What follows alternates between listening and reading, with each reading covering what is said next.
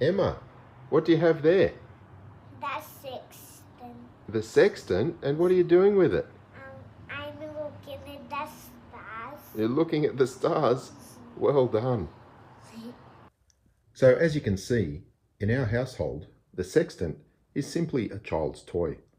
We have a number of equatorial mounts and computerized tracking mounts like this, kindly supplied by my sponsor, that are capable of pinpointing the position of a star or the sun far more accurately and quickly.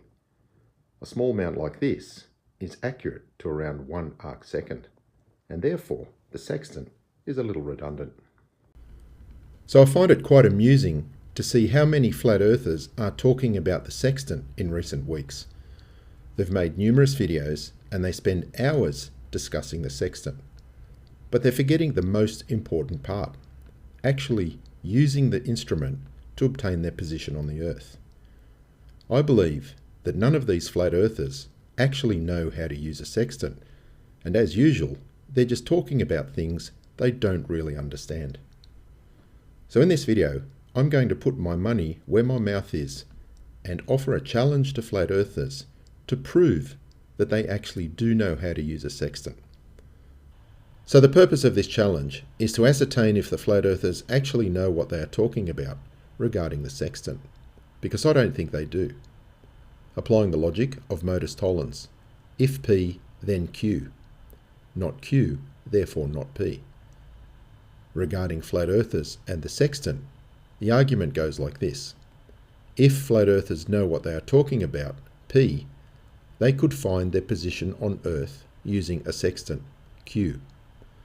If they can't find their position on Earth with a sextant, not Q, therefore not P.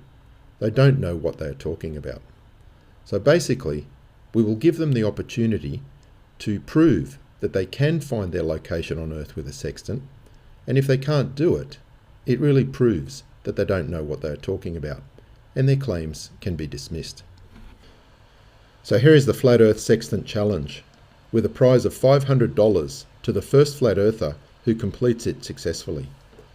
I'm putting this challenge in writing, and I will be explaining each point so there can be no confusion, as I will be holding you to the letter of this challenge. Point 1. Use a real sextant. Point 2.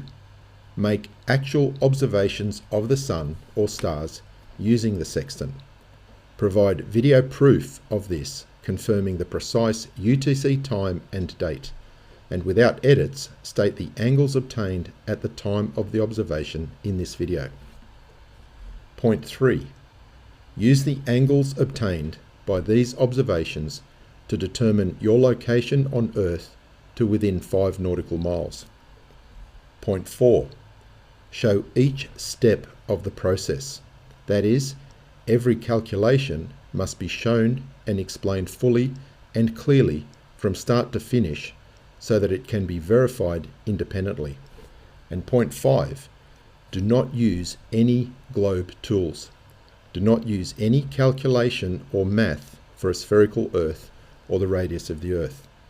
The claim flat earthers are making is that the sextant only works on a flat Earth, so clearly they are not allowed to use any globe tools. And that's the challenge. So here is what I predict we will get from the flat Earth community. 1. Excuses. They always have excuses. 2. Insults. Insults are the last resort of people with a losing position trying to appear confident. 3. Deflections. This is too hard, let's change the subject. Or 4. Crickets. Let's pretend we didn't see this. Go ahead and prove me wrong, and the first person who does will win $500 US. But if you guys can't do it, then stop wasting our time talking about sextants, because if you can't produce results, anything you have to say about sextants is worthless.